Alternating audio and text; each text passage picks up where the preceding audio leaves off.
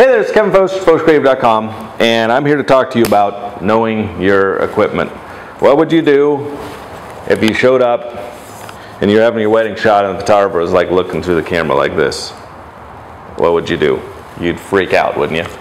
How about if you were going to get your hair cut at this beautiful salon, it's charging you a lot of money, and the person came out with a Flowbee. I don't know if you remember what those Flowbees are, the thing with the vacuum and it cuts your hair. You'd be a little upset, wouldn't you?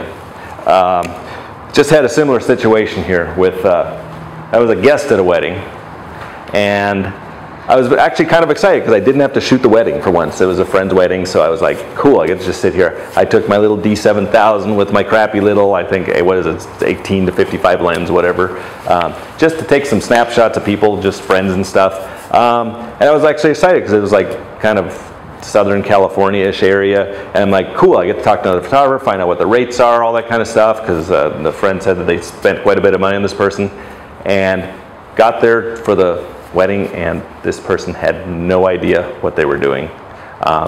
They had, like, the Gary Fong light sphere, were using it completely wrong, and it was so bothersome. And then I could see as she was shooting, she'd take a shot and like look at the back of the LCD, and you see her eyes just go, oh, and she'd crank the exposure, take another shot, oh, crank the exposure. And it was just so frustrating to see that this person that passed herself off as a professional photographer had no idea what she was doing. She had a long lens on, like a 7200, the f4, not even a 2.8, so you know, right there that gave me a little pause.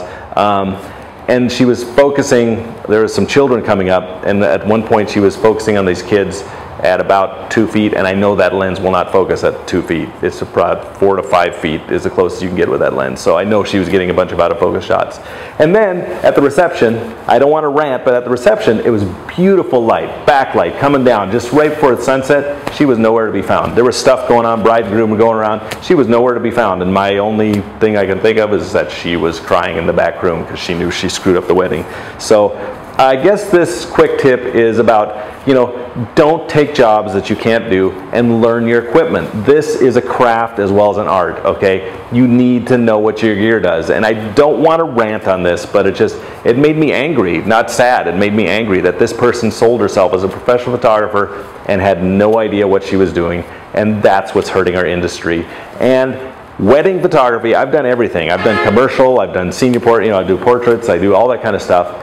And wedding photography is one thing that you cannot screw up on. I mean, commercial photography, yes, you'd end up having to do a reshoot or whatever. I've never had one, thank God, but it would cost a lot of money, but there's no way to reshoot a wedding. So know your gear, know what you're doing, don't take jobs that you can't do, and think about it from their perspective. They're hiring you to do a job, and if you can't do it, you're just really letting them down. So there it is, a little negative, but it's actually, if you think of it as a positive, to teach you to go out and learn your gear, shoot, get to know your gear before you take a job. So there you go, thanks.